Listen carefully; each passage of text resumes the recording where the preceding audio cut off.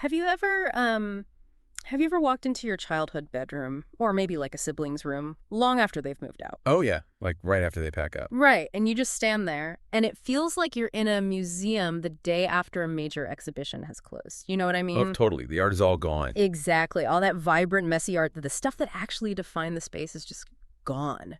And you're left looking at these blank walls, sterile furniture, and those tiny little thumbtack holes where the posters used to be. It's a very specific kind of quiet, isn't it? Like a hollow quiet. It really is. It's haunting.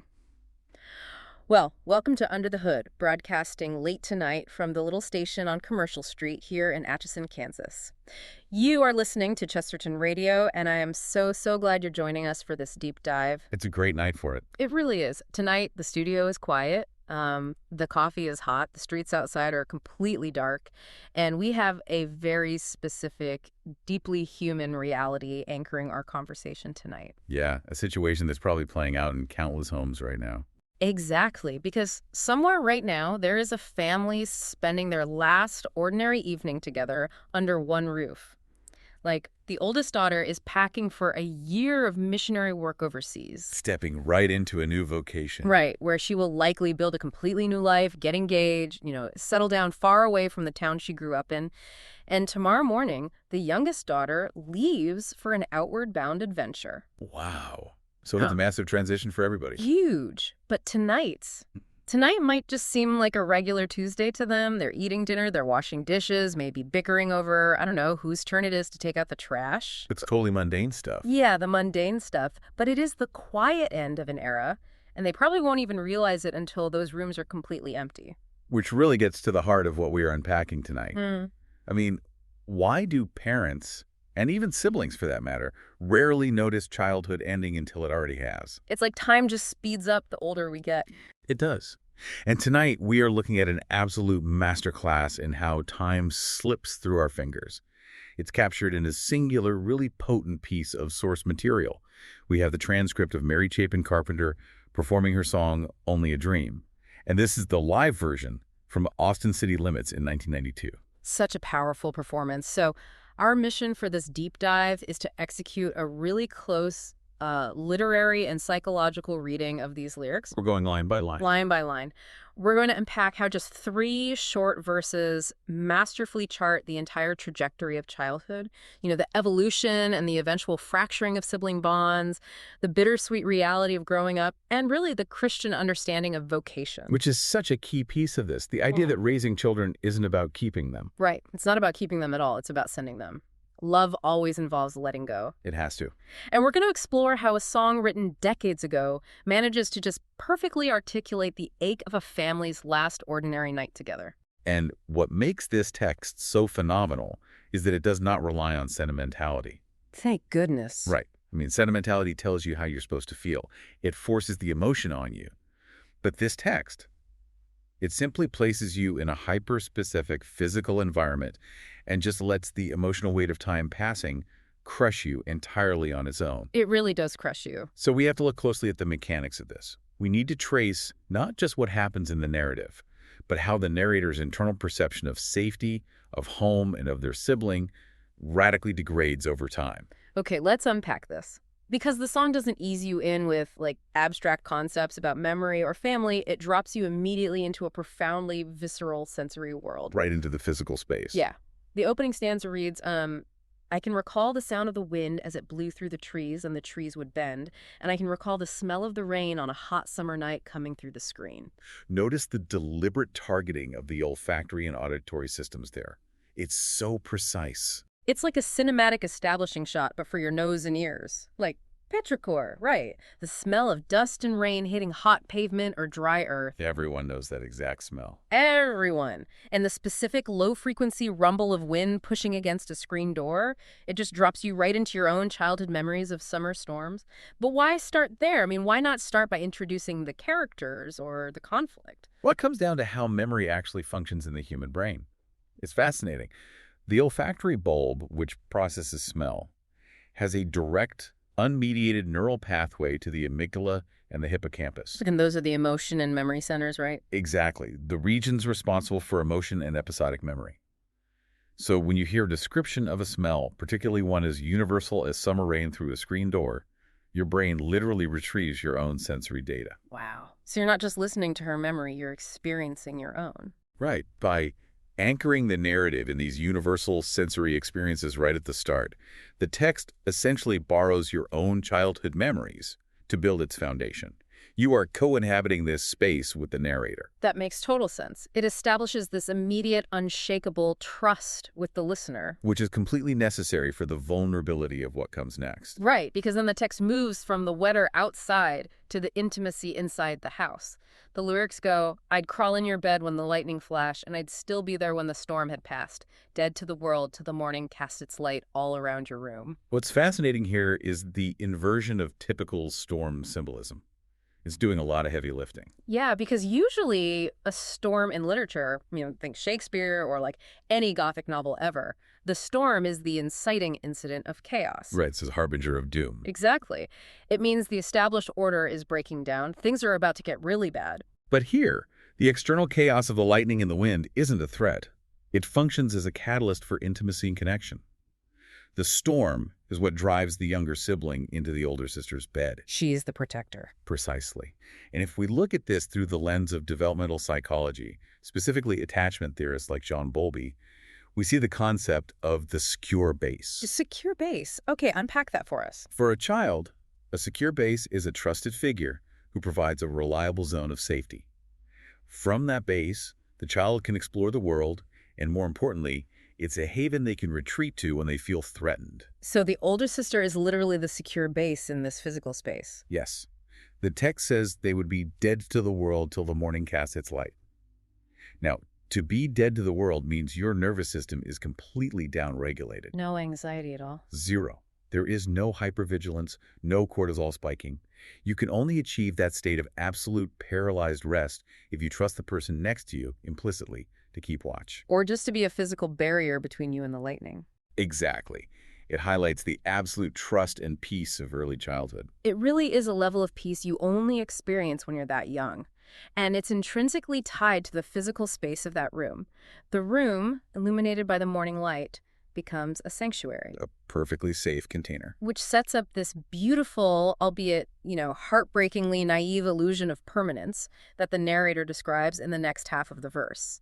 They move from the bedroom to the yard. "We lived on a street where the tall elm shade was as green as the grass and as cool as a blade that you held in your teeth as we lay on our backs staring up at the blue and the blue stared back." Holding a cool blade of grass in your teeth. I mean, it is the quintessential image of idle, unstructured time. There is nowhere else to be. Right. It makes me think of G.K. Chesterton's idea that gratitude begins by recognizing the profound wonder of ordinary life. For these kids, lying on their backs under an elm tree isn't boring. It is a complete, totally satisfying universe. They don't need anything else. But then there's this line that just shatters me with its optimism. "I used to believe we were just like those trees. We'd grow just as tall and as proud as we pleased, with our feet on the ground and our arms in the breeze under a sheltering sky." A sheltering sky. That isn't just a poetic flourish. No. No. In developmental psychology, this perfectly encapsulates a child's worldview when they are raised in an environment with that secure attachment baseline we just mentioned. Because they feel safe. Because the child's brain has wired itself to believe the environment is fundamentally predictable and safe. And because of that, they project that safety infinitely into the future. They believe their roots are permanent. Wow. They believe their growth is entirely within their own control. As proud as we pleased, they think the world is fundamentally a safe container for their dreams. And that phrase, "the blue stared back," when they look up at the sky, it's not some terrifying, infinite, empty void. It's looking back at them. The universe is like this active, approving participant in their childhood. It's a reciprocal relationship. The world is good, they are good, and everything is exactly as it should be. Exactly. But, and this is crucial, the architecture of the lyric already gives away the tragic flaw in this thinking. Oh, because of the past tense? Yes. The very fact that the narrator says, "I used to believe," signals that the cognitive framework has already collapsed. The foundation of this safety is relegated to the past tense right from the start. I used to believe. Two words that carry the weight of an entire lost childhood. It's devastating. It really is. Which brings us to the chorus of the song. And I want to pause here because the transcript does something structurally brilliant with repetition. The chorus goes, "Twirl me about and twirl me around, let me grow dizzy, fall to the ground, and when I look up at you looking down, say it was only a dream." It's a very vivid image. It is, but I need to push back on the interpretation of this for a second. Okay. We're talking about lost childhoods and collapsing cognitive frameworks and trauma. But if you listen to the actual musicality of this transcript, the tempo, the rhythm, it's a country waltz. It's in 34 time. Yeah. Yeah. It's upbeat, it's melodic, it honestly sounds like a bouncy, joyful tune. Doesn't the music actively fight against this dark, traumatic interpretation we're building here? Like, isn't this just literal childhood play, spinning in the yard until you fall over? That is the brilliant cognitive dissonance of the songwriting, and I assure you, it's entirely intentional. Okay, explain that. If we connect this to the bigger picture and look at this chorus strictly in the context of verse 1, that safe sensory sanctuary under the elm tree, the upbeat waltz tempo fits perfectly. Right, because it's just a game. Exactly. It describes joyful physical play. It's that visceral childhood thrill of spinning in the yard, willingly losing your balance because you know the grass is soft and your older sibling is right there standing over you laughing. Okay, so the disorientation is fun because it's a controlled experiment. You are choosing to get dizzy. Yes, the waltz tempo mirrors the joyful spinning. However, and this is where the genius lies, as the song's narrative darkens in verse 2 and verse 3, that exact same physical action of twirling becomes a metaphor for the disorientation of life changes. Oh, I see. The upbeat tempo doesn't slow down to sound sad, which mirrors the child's frantic attempt to maintain the game of childhood, even as their family structure falls apart. So the dizziness is no longer a fun yard game. It represents the terrifying vertigo of life changing too fast, of losing control. Precisely. And that plea to say it was only a dream morphs. It goes from a playful game of make-believe, like pretending to be asleep in the grass, into a desperate psychological coping mechanism. Man, that is so heavy. Let's track that fracture then. Let's move into verse 2, because this is where the blueprint of the family home starts to show severe stress fractures. The turning point. Right. We go from lying in the cool grass under a sheltering sky to this brutal narrative shift. A big truck was parked in the drive one day. They wrapped us in paper, moved us away. One sentence. Just one sentence. The permanent roots of the elm tree are excavated in 12 words. It is incredibly abrupt. Yeah. And we need to look at the specific linguistic choices here, Yeah. specifically the shift to the passive voice. Oh, because children don't initiate moves. Exactly. In verse 1, the children were the active agents. I'd crawl in your bed, we lived on a street, we lay on our backs. Right, they were doing things. But the moment the moving truck arrives, the grammar strips them of their agency entirely. A big truck was parked. They wrapped us, moved us. It is such a stark contrast. It's exactly how adults manage major life events around kids. The parents are making these massive logistical decisions. Maybe they're trying to frame it as an adventure, but the child is just subjected to it. It highlights their total powerlessness in adult decisions. And that phrase, wrapped us in paper, is incredibly evocative. I mean, think about it. Who gets wrapped in paper during a move? Fragile things like teacups, plates. Right. Inanimate objects, cargo. The narrator is equating their childhood self, not with the strong, proud elm trees of the previous verse, but with fragile cargo being boxed up and hauled away without consent. Wow. It is the inciting incident of their disillusionment.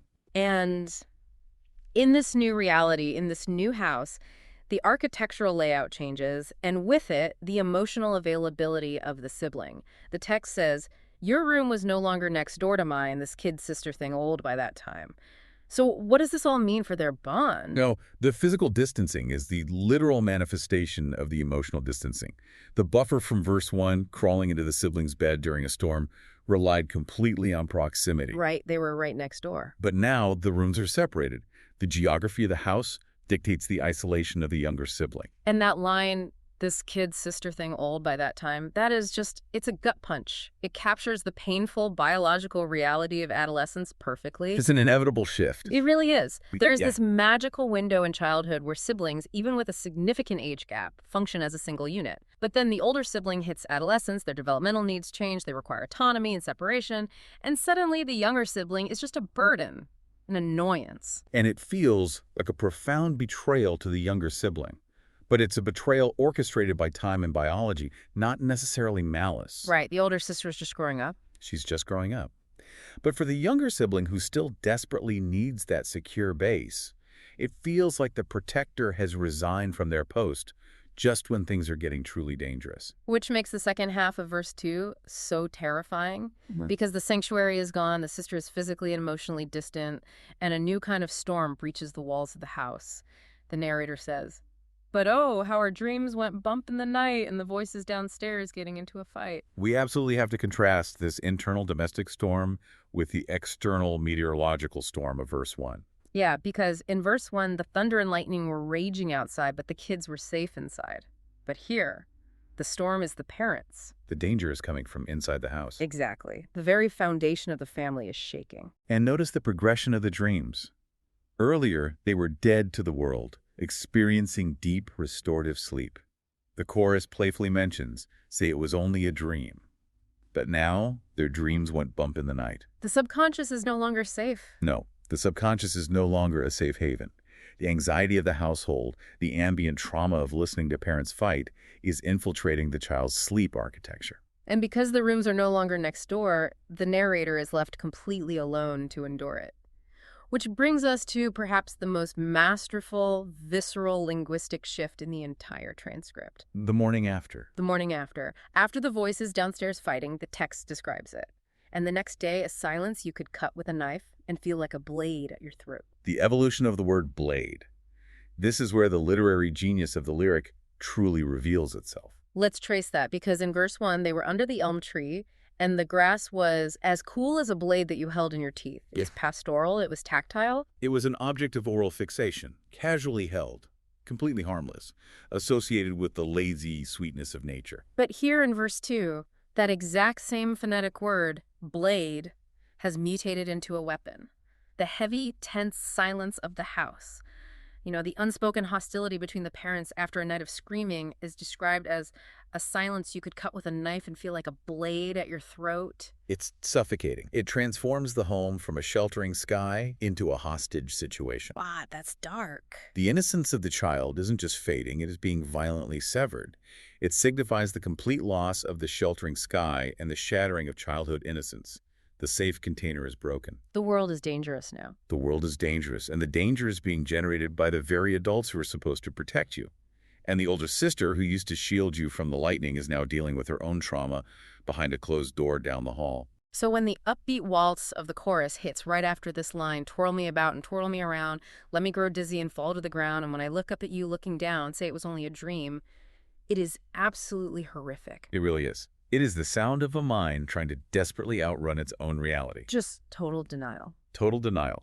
The younger sister is mentally begging the older sister to use her old mythological powers of protection to rewrite the present. Begging her to say that the move, the distant bedrooms, the fighting parents, the blade at the throat is all just a nightmare they can wake up from together. But they can't. The magic is just gone. Which brings us to the final act of the story. Section 4. The final departure, verse 3.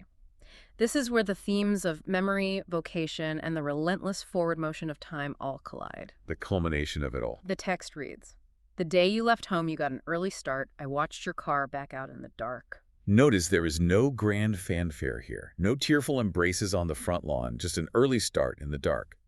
It has the distinct feeling of a stealthy escape. And this brings us right back to the family we talked about at the top of the broadcast. The oldest daughter leaving for missionary work, the youngest going to Outward Bound. Right, that last ordinary evening. When children leave home, especially as they cross into adulthood, there is often a profound quietness to the actual moment of departure. The older sibling is finally doing what they are supposed to do. They're starting their own life.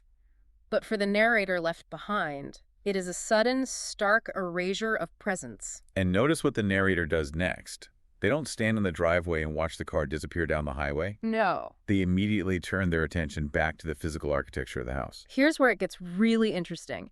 I opened the door to your room down the hall, I turned on the lights, and all that I saw was a bed and a desk and a couple full tacks. We return to your opening analogy of the art museum. Exactly, the couple full tacks, Yeah. the thumbtacks left in the drywall or the corkboard. In visual art and in psychology, we talk about negative space. The space around and between the subject of an image. The space that defines the object by being empty. Yes. Those thumbtacks are pure negative space. They only serve to emphasize what has been violently removed. The posters, the photographs, the consult stubs, the entire complex, messy, vibrant identity of a teenager. It's all been stripped away, leaving only the generic, sterile furniture, a bed and a desk. It is an incredibly clinical observation. The narrator isn't crying in the lyric. They're simply taking inventory of an absence. A bed and a desk and a couple full tacks. It's numb. It is. It is the physical proof that the era of their shared childhood is officially, permanently decommissioned. The sister's soul has been evacuated from the space. And the finality of it hits the narrator in the next two lines. No sign of someone who expects to be back, and it must have been one hell of a suitcase you packed. Let's unpack the mechanics of that suitcase metaphor. Because she didn't just pack clothes, did she? This raises an important question, because no, it's not just clothes. The suitcase is the central metaphor for the psychological burden of leaving home. When the narrator marvels at one hell of a suitcase, they are acknowledging the sheer, crushing weight of what the older sister had to carry out of that house. She packed her childhood. She packed her shifting, newly forming adult identity. And the trauma. And crucially, the trauma. She packed the trauma of the domestic fractures they endured, the memories of the voices downstairs, the silence like a blade. She had to haul all of that psychological baggage out into the dark. And in doing so, she packed away the relationship too. No sign of someone who expects to be back. This speaks so deeply to the Christian understanding of vocation. How so? Well, the parent, or in this case the younger sibling, realizes that loving someone ultimately means letting them go. It means sending them. The older sister has a calling, a life to build, and she cannot build it while tethered to the childhood bedroom. Sure. She has unilaterally severed the tie, she has crossed the threshold into adulthood, and the door is essentially locked behind her. And that realization is crushing for the narrator. They are standing in the harsh, artificial light of the empty room. I turned on the lights, staring at the tacks, realizing they are now entirely alone in the house with the parents. The buffer is gone. The buffer is gone. The only other witness to their shared childhood reality has officially left the building. Which changes the final repetition of the chorus into a haunting elegy. It plays one last time. Twirl me about, twirl me around, let me grow dizzy and fall to the ground, and when I look up, are you looking down? Say it was only a dream. The context has shifted for the third and final time. In verse 1, it was joyful play. In verse 2, it was a desperate plea for safety from the chaotic household. But here, placed directly after the realization in the empty room, the older sister isn't physically there to look down at her anymore. The narrator is singing this to a ghost. A ghost of memory. The disorientation of the twirling is now the pure vertigo of grief. The narrator is spiritually falling to the ground in that empty room, looking up at an empty ceiling, begging the memory of the sister to say the departure isn't real. But the reality is undeniable. It is. The dream is over. It maps a universal emotional journey that is just so precise, it's painful. But before we wrap up our analysis, we have to acknowledge Section 5 of our outline, which addresses the musical reality of the source itself. The live element. Right, because we aren't just reading a poem found in a dusty diary. We are reading a transcript of a live performance. The text explicitly notes at the end, Sean Carroll on the keyboards. Now, why does that matter in a textual analysis? Why do we care about the keyboards? Because it forces us to acknowledge the environment of the delivery. Austin City Limits, 1992. Right. Think about the cultural context of folk and country music in the early 90s. It was deeply rooted in storytelling and exposing the raw nerves of domestic life. Now, imagine this scene. The songwriter has just walked us through this incredibly intimate, whispered narrative of family fracture. So vulnerable. They've exposed their deepest vulnerabilities, the fear of the storm, the trauma of the parents fighting, the profound grief of standing in a sibling's empty bedroom. This is the kind of stuff you write in a journal and hide under your mattress. But the presence of Sean Carroll on the keyboards, and by extension the entire backing band, the camera crew, the live audience in Austin, Texas, and the millions watching on PBS, it frames this intensely private confession as a massive communal experience. It's the great paradox of art, isn't it? Exactly. By being hyper-specific about her own trauma, the screen door, the elm tree, the thumbtacks, the songwriter creates a hollow vessel that the audience can pour their own memories into. Oh, wow. When the audience at Austin City Limits hears about that couple full tacks, they aren't picturing Mary Chapin Carpenter's sister's room. No, they're picturing their own. They're picturing their own sibling's room, or their parents, picturing the rooms of the children they just sent off to college or the mission field. The live performance transforms isolated pain into shared humanity. The keyboards, the stage lights, the applause. It elevates the whispered secret of a fractured childhood into a public liturgy. It is a room full of strangers collectively processing the inevitable human tragedy of time passing. It says, I survived the end of my childhood, and you survive yours, and we can mourn it together. It validates the grief. We often don't allow ourselves to grieve the loss of childhood because it's a normal part of life. We're expected to just move on. But hearing it performed live with that driving waltz tempo gives the listener permission to mourn the sheltering sky they lost. So as we bring it all together for our outro tonight here at the Little Station, what is the final takeaway from this deep dive? We've seen how this transcript operates as an absolute masterclass in emotional mapping. A masterclass. It refuses to deal in vague platitudes about growing up. Instead, it gives you the mechanics of memory, the smell of rain hitting the dust, the cool blade of grass mutating into the blade at the throat, the heavy, invisible weight of a packed suitcase. The physical reality of it all. Right.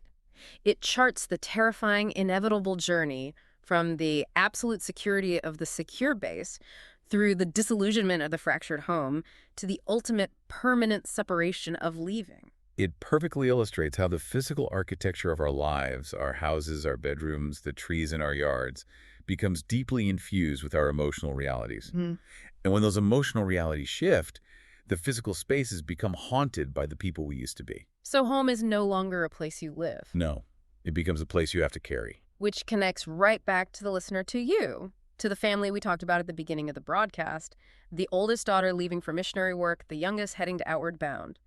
Tonight is their last ordinary Tuesday. Tomorrow changes everything. Tomorrow, the big truck is parked in the drive, metaphorically speaking. The suitcases are packed. The kid's sister thing gets old. The elm trees get cut down. The sheltering sky cracks.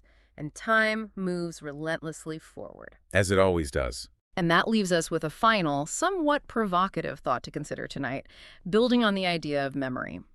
If memory is the only place where our past still exists completely intact, where the storm is safe and the sky is still sheltering, does writing a song like this, or telling a story about a lost childhood, act as a way to trap that memory in amber?